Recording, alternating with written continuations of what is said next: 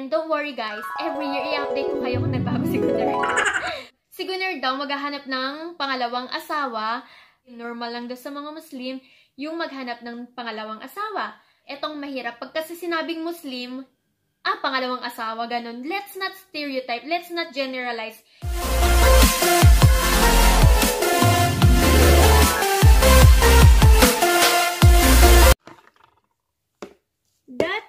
That. Very good. Again, that. Very good. We will make a line. Line. Very good. Line.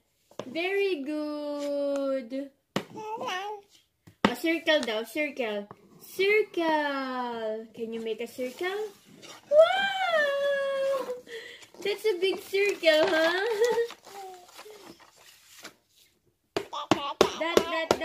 That. A line. Line. Very good. Line.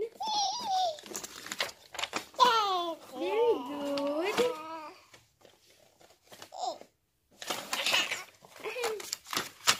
Okay, circle. Let's make a circle. Circle. You want that? Okay, that. That.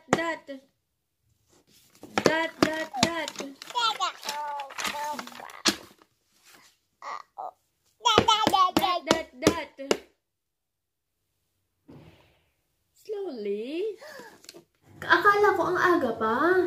Kasi nag-message si Gunner sa akin ng mga alas 2:23, I think. Nag-message siya, sabi niya pauwi na nga daw siya. Alam niyo ba, may chika ako sa inyo. Masaya ako para sa sarili ko, syempre. Dahil 5 days na akong hindi nagsa-cellphone. 5 days na rin na si Yaren. Ay, hindi 5 days. 4 days pa lang pala.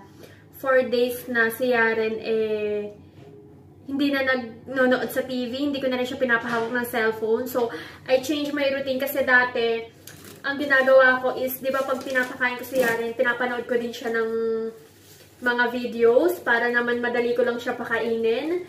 But ngayon, hindi na. Inalis ko na yon, and then inalis ko na rin yung pag morning manonood siya ng TV. Or pag may ginagawa ako, pinapanood ko siya ng TV para mabilis yung ginagawa ko. Ngayon, inalis ko na yon. Hindi na siya nanonood ng TV the whole day. Walang TV. Pinapanood ko lang siya ng TV before siya matulog ng gabi, which is mga 40 minutes. Or yung pinapanood ko sa kanya mga nasa 40 to 45 minutes. And then, ayun, nung first day, Monday ko siya sinimulan, sabi ko kay Gunner, baby, nagpaalam na ako kay Gunner kasi, di ba nga, sinabi ko sa inyo na sa amin, ang communication is very important. Lagi talaga kami nagko-communicate. Kung anong ginagawa ko dito, kailangan sabihin ko sa kanya palagi yan. Siya din, kung anong ginagawa niya, kailangan sabihin niya rin sa akin palagi. So, Sunday pa lang, Sunday night, nagsabi na ako sa kanya, sabi ko, baby, bukas, hindi na ako masyadong magme-message sa'yo. Magme-message na lang ako sa'yo kapag important or may nangyari dito sa bahay. And then, I'm using the, yung sa, yes, style, yung Secret Key Starting Treatment Rose. Maganda to siya. Maganda talaga to siya. Nag-smooth yung skin ko. But anyway, so ayun na nga, nagpaalam ako kay Gunner. Sabi ko nga na ganun. And then sabi niya, oo naman siya. So, nung Monday, hindi talaga ako nag-cellphone. Siguro nag-cellphone ako pagkagising ko. Na good morning lang ako sa kanya. Sabi ko, good morning my love. And then sinabi ko sa kanya yung agenda ko for today. Sabi ko, today, ganito, magluluto ako ng favorite kong pagkain. Lalabas kami ni Yaren. Ipapashare ko si Yaren. And then, hindi kami magsa-cellphone. Maglilinis ako ng bahay. So, ganun yung sinabi ko sa kanya. And after that, hindi na ako nag-cellphone the whole day. Nagulat ako sa sarili ko. And then, si Yaren, at first, nung pinapakain ko siya, nag-iiyak siya. Well, hindi naman yung todong iyak. Kumbaga, parang, syempre, nasanay kasi siyang kumakain ng nanonood. Parang naghahanap ba siya ng mapaglilibangan niya kasi naboboring siya habang kumakain eh. Maski naman ako, naboboring din ako habang kumakain, lalo na pag ako lang mag-isa. So, talagang talagang yung sarili ko, talagang kinontrol ko yung sarili ko. Sabi ko, hindi po pwedeng ipagpatuloy ko. Hindi ko po pwedeng ibigay yung gusto ni Yaren. So, thank God, nalagpasan namin yung one day na yun. And then, guess what? Pinapakain ko siya ng mga fruits. Hindi na siya talaga nanonood. Tapos, kinukuha niya yung remote ng TV. Pinapabuksan niya sa akin. Hindi ko talaga binubuksan. Sabi ko, patibayan na talaga to. Kaya ko to. And then, ang ginawa ko is, nilaro ko siya ng nilaro. Whole day ko siyang nilaro. Naglaro lang kami. Tinuruan ko siya. And then, natutuwa talaga ako sa sarili ko. And then, nung pagka-Tuesday, ganun din ginawa ko. Sabi ko, parang naawa kaya rin. Parang gusto niya manood. Kaya lang parang ang stricto ko naman. Pero sabi ko, hindi eh. Para to kay Yaren eh. Kailangan ko tong gawin para kay Yaren. Hapon, parang nag-ano na kami. Si Yaren, ang sweet-sweet niya na ulit sa akin. Kasi dati, si Yaren, sweet talaga siya sa akin. Pagkatapos ng quarantine, alam mo yung todo, parang panay na ako, nagpo-focus ako sa cellphone, sa social media, which is hindi maganda. Parang si Yaren, parang nalayo siya sa akin, and then parang si Yaren, yung ugali niya, parang naging, hindi siya matantrum, parang siya naging matantrum, ganun. Tapos, sabi ko, parang hindi na maganda tong ginagawa ko. So, ay ngayon guys, pinapakain ko si Yaren, wala na, hindi niya na hinahanap yung cellphone, hindi na siya naghahanap ng any videos.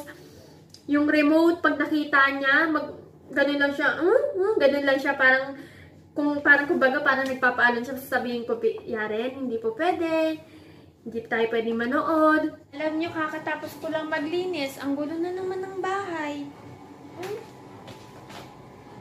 Naglaro kasi si Yaren.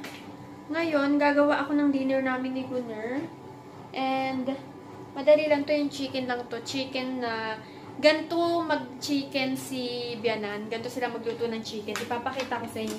Pero alam pa, napakita ko na to. Ginawa ko na to siya. Dumating na si Gunner. Nandun lang siya sa CR. Tulog si Yaren. May surprise si Gunner kay Yaren. Kasi nga malapit na yung birthday ni Yaren. Ayan yung surprise ni Gunner. Wow, ang bigat nito ha. Ayan siya. Para siyang gold. And then we have here, wow. Meron siyang stroller na maliit. Sana pwede na yan kay Yaren. Ayan. May gusto akong bilhin kay Yaren. Yung para siyang mini car. Kaya lang wala akong makita dito nun eh. Sa Pilipinas ako nakakita nun eh. Sa Lazada. And also this. Yung pang-organize ng mga laruan ni Yaren. Ba't ang bigat? Para siyang kahoy. Kasi mabigat eh. Ayan, para, hindi na. Tingnan nyo, kasi yung laruan ni Yaren, dyan lang siya nakalagay. Pag meron ng ganito, pwede na natin siya ma-organize, diba? And also, what do we got here? Oh, thank you. Is this for me, maybe? Yung cotton candy, para sa akin yan. Siguro. Tingnan natin kung ano pa dito. He also got wipes for Yaren. Ay, maganda tong wipes na to. Maganda yan. Oh, meron din siya. Baby, this wipe is good. Yeah, this is good. This is nice, huh? But it's heavy. Tama, my love. And what else? Yeah. Are you gonna do it now? Okay. Ayusin na daw ni Gunner ngayon. Tapos, para pagising daw ni Yaren, okay na. Mabuti bumili siya. Ayan. Kasi ano na dito eh. Paano na siya? Pa-autumn na. Kaya medyo malamig-lamig na yung simoy ng hangin. And, ang cute naman neto.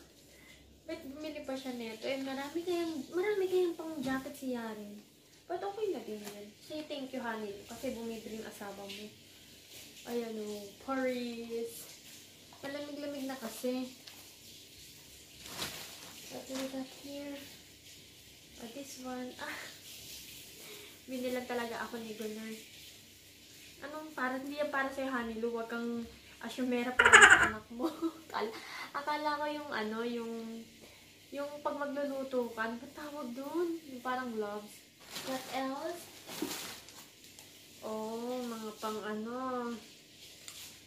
mga pang kuskus. Lalagyan na ng yung sabon dito. And this, ano ito? Ah, yung ano, parang sampayan. And what else? Bumili si Gunner. Nagpabili ako sa kanya. Sabi ko, baby, baka meron kang makita akong ganito. Pwede bang pabili mo ako dahil pang ano ko ba? Pang weight ko ba ng mga bagay-bagay. Nag-i-start na siyang mag-ayos. Para pagkagising daw ni Yaren is masusurprise daw si Yaren. I love you, baby.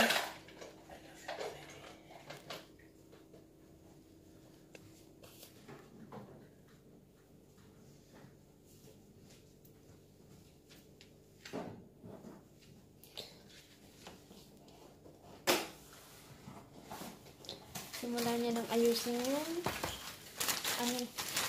regalo niya sa anak niya. Is that your gift for Yaren? Birthday? Thank you!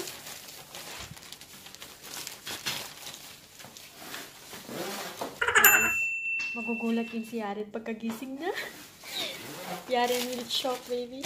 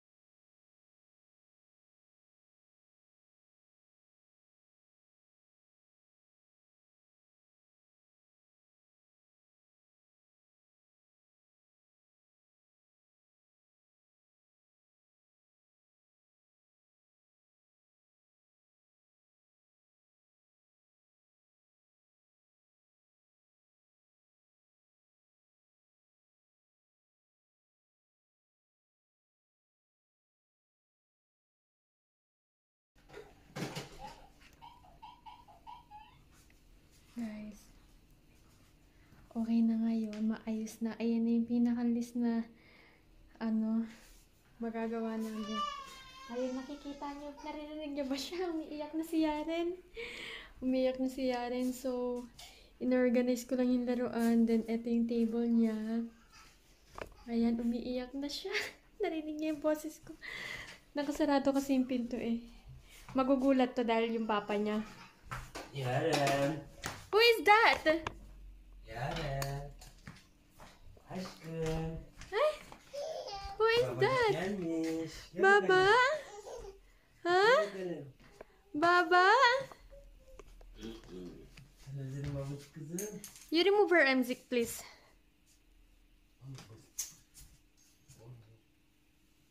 I will get that later. Yaren, Baba have surprise for you. Bak bakalım ne var kızım orada. Bak bakalım ne var orada.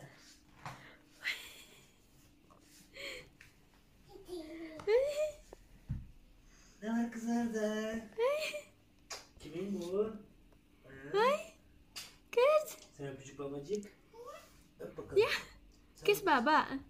Because Baba have gift for you. Bak bu senin. Kopya Wow. senin. Wow. Hadi bakalım. Come on, you go. Hadi. Hadi. Come on. Oy, ben de gittim. Yeah. Shay, come on. Where are you going? Nerede kızı? Sen tek Where are you orada değil. going? Ha, sen tek başka ev burada. Ah, Hadi. that is your new toys. Wow. Evet. Ah, you want MZ? Okay. Hadi bakalım. Come on. Come on, Yaren. Nahihiya si Shay. You say thank you, Baba. Babacık burada kızım hadi. Hey. Ama bu blok olur babacık. Kızım bu nasıl olur babacık çok kilo. Yarın. Oh, Yaren, come on. Nahihiya si Shay. Where are you going? Huh?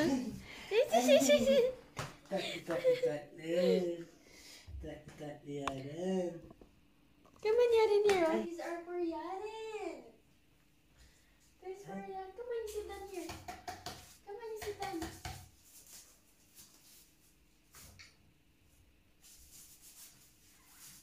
Merhaba yarın. Bravo. Ay var burada mirror kızım bak.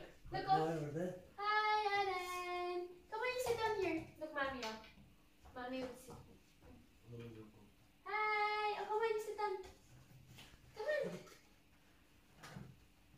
Ay bu istiyorum bu. Hi, wow. Bitti. Ay yarın bir nasıl bu? Bitti. Hadi. Ay.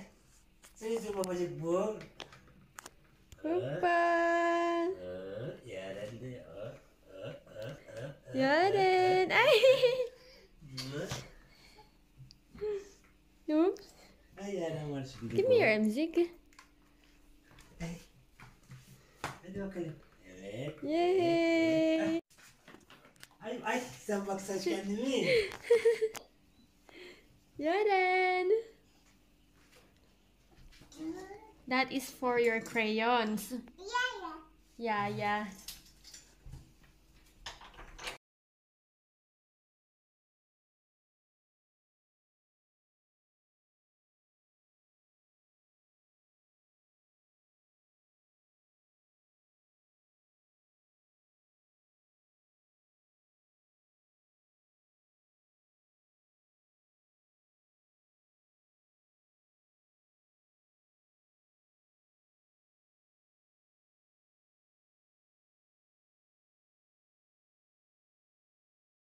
Si Yaren, nag-ano-ano na naman. Andito na kasing kakampi niya eh. Kaya nag-ano-ano siya, uma-against na naman siya sa akin. Hindi naman uma-against, kumbaga, andito kasi yung papa niya. Naglalambing ba sa tatay niya. Ayun. Come on, anak, let's eat na. Come on, let's eat. First yemek sonu oynayacak ha? Huh? Eat first. Oh, tignan niyo, nag-ano siya. Alam niyo, nandito yung tatay niya eh. Kain muna tayo. Ito yung pagkain ko, yung yung minarinate ko na beef, cucumber, na parang kimchi. Ito yung kay Yaren, mashed potato and the chicken. Ay, yung kay Gunner, since wala siyang bread, kaya pinartneran ko siya ng rice and mashed potato. Ay, yung drinks niya. Ito yung drink.